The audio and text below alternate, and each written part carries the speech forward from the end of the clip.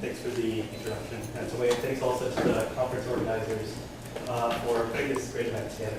So I'll be talking about some work that's joined with a few of my colleagues at Microsoft and Stanford, Ashley Anderson, Dan Goldstein, Jake Hoffman, and Duncan Watts. So the main question I want to address in this talk is how do products and ideas spread through society? This is a question that in the scientific community, at least, people have asked for several decades in physics and computer science and sociology and beyond. And in the general public, just colloquially, people have asked about this question for over 100 years. And the answer that's often emerged is that products and ideas spread like contagion, like a biological virus, from one individual to the next. So here's a caricature of what this process might look like, where each of the points corresponds to an individual and the edges correspond to transmission from one individual to the next. So in this case, we have an individual starting over here at the top, spreading to some of their friends, this product idea, and then some of their friends spread the idea to some of their friends, and so on and so on and so on. And so we should start from a handful of initial seeds, and eventually we may get tens, hundreds, even thousands of individuals adopting this idea. So is this actually true? That's the focus of my talk. Is this what information diffusion looks like? So historically, it's been extremely difficult to answer this type of question because for the most part, only aggregate data were available. So here's a plot. It's a little bit of a joke, but it's a little bit serious, that this is the number of mentions of went viral, the phrase went viral, in the New York Times over time. So in 2006, there were not very many mentions of this phrase, and then all of a sudden around 2009, we see this spike up in the number of mentions of this phrase went viral, and then it starts to taper off of it. So this is exactly the type of aggregate data that's been available for the past several decades, and what people primarily use to answer the question, what does information diffusion look like? And the key point is that when you see this rapid spike in the number of occurrences or adoptions of, in this case, this particular phrase, then that was thought to correspond to something going viral, right? That's a key idea in this type of aggregate analysis. But of course, there are lots of other explanations, right? When you're talking about something in particular like the New York Times, maybe there was just a massive broadcast, and this idea or this phrase, it started out with a few people using it, and then all of a sudden lots of people saw this phrase, picked up on it, and it wasn't really spreading from one individual to the next, but rather just spreading from a few key influential individuals, and then everybody adopted it, right? That's certainly an alternative explanation of this type of phenomenon. So really what we want is individual level data, right? We want person-to-person transmissions, so we can see the transmission happening from one person to the next, so we can try to disambiguate between various theories of information diffusion. So, and ideally, we would also like to have this for a lot of distinct products, not simply one instance, but a lot of products in theory. So this used to be quite difficult, right? And I would argue that even 10 or 20 years ago, it not only would be difficult, but it would be hard to imagine that you could do this type of empirical analysis. At this point, there are lots of examples, and the rest of my talk is going to focus on all these different examples where we can measure diffusion.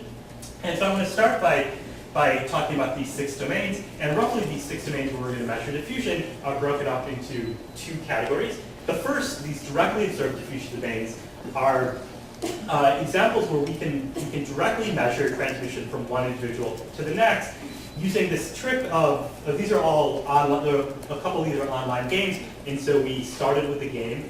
Each game has a unique URL that corresponds to each individual, and then if somebody plays this and shares it with their friend, then they use that unique URL that they're given, and then the next person who comes, they'll get their own unique URL. So in this way, we can track the diffusion from one person to the next just by tracking how this particular individualized, personalized URL is spreading from one person to the next.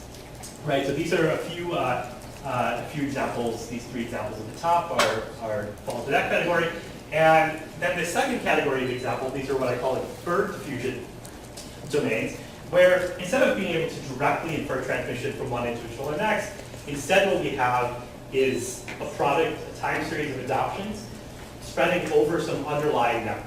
So here we have, for example, the Twitter network where we can see all the edges, but we can also see various adoptions. Think of the news story. So every time somebody posts a particular news story on Twitter, then I'm going to call that an adoption, or every time somebody posts a particular link to a video on Twitter, that's an example of one of these adoptions. So we have this time series of adoptions. We know which individual is posting which links at any given time, and we also see the underlying network. Right? So given this underlying network and this time series of adoption, we can infer the individual diffusion pattern. Okay, so this is, again, it's not a direct measure of diffusion, but for the most part, as I'll show later in the talk, we get a pretty good estimate of what this diffusion looks like in this particular case as well. Okay, so all of this is the data side of it. Now, there's a huge computational problem when we're talking about, for example, analyzing million-plus diffusion events on a billion-plus edge network. This is Twitter, for example. So I'm going to skip over most of the computational challenges that one needs to address and to carry out this type of analysis. But I just want to point out that this is there. And again, 10 years ago, this would have been a pretty serious computing challenge. Now it's effectively trivial.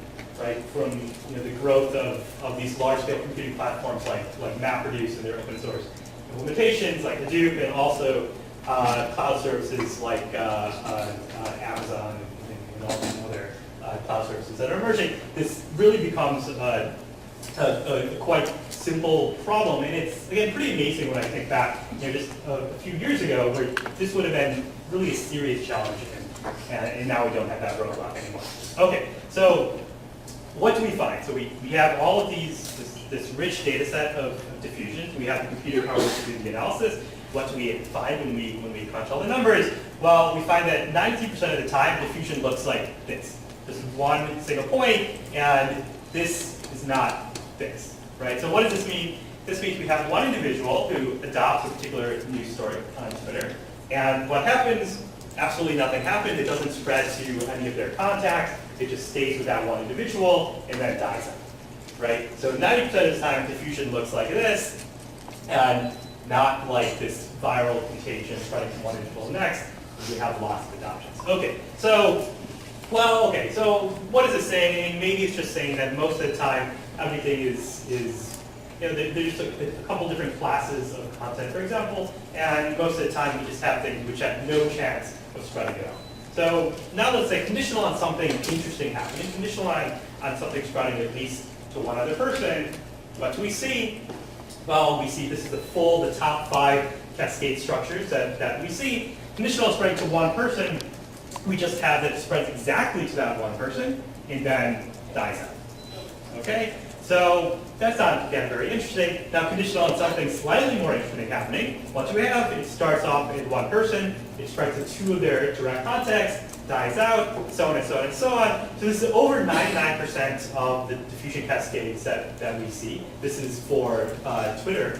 Over 99% of the diffusion cascades we see are relatively simple. They're shallow, they're relatively small, and they certainly don't look like this type of example that I showed at the beginning. Okay, so this isn't just for Twitter. We've looked at a lot of different domains, and we see exactly the same pattern. So you don't need to worry too much about the details here. What's happening is on the x-axis we have all the different cascade structures, and this shows the distribution over all of the examples. So we look at, and roughly the take-home point is in all these examples we look at, we see roughly the same structure. So again, the typical pattern is that these cascades are small and shallow, and not these large viral cascades that we were perhaps might have expected. Okay, so at this point, you might be asking yourself, and I certainly asked myself at this point as well, is do a few huge multi-generational trees account for most of the adoptions? And that's something we might be missing in this analysis that I just presented. Okay. So what does this mean? So imagine that we have 100 cascade starts. Right? We just have 100 random diffusion trees. What I showed earlier was evidence that the vast majority of these trees, about 99 of those 100 trees, they just died out pretty quickly. But I didn't really tell you what happened with that last 100th tree.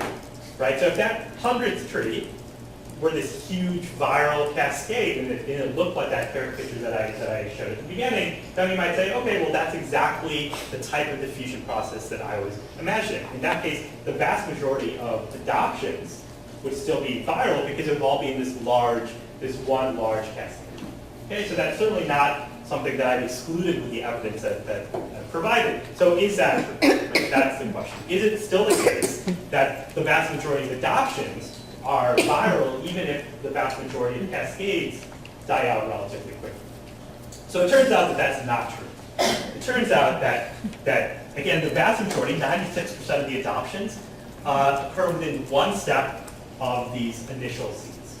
Okay? So what does that mean? If I just pick a random adoption, so this is a random person who tweeted about a news story or a particular video or played one of these games that we tried to spread through the population. So I pick one of these random adoptions, then either that person independently discovered this. For example, they went to the front page of the New York Times, they saw some story, they read about it, they tweeted about it, right? That's a possibility. Or they were just one step away from someone who did it. Okay? So the vast majority of adoptions, about 96%, aren't viral. So it's not the case that we have one of these large viral trees that's accounting for most of the adoptions. So what is the take home at this point?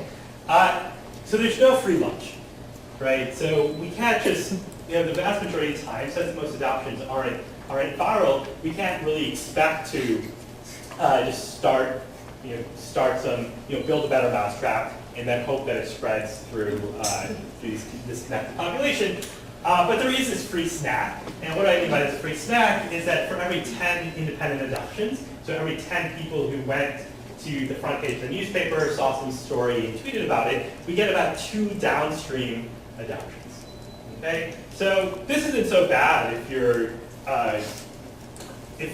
really getting these for free. So if you just thought that everything that you have to, in order to get adoption, you have to directly advertise to every individual to get them to adopt your product or idea, this is great news. You're getting 2 for free. On the other hand, if you were expecting what, unfortunately, I think a lot of business proposals seem to be relying on, where we have, you have some potentially good product or idea, and the idea is to seed it in some influential group and then hope for lots of downstream social adoptions. We don't have evidence for that occurring, at least not very often.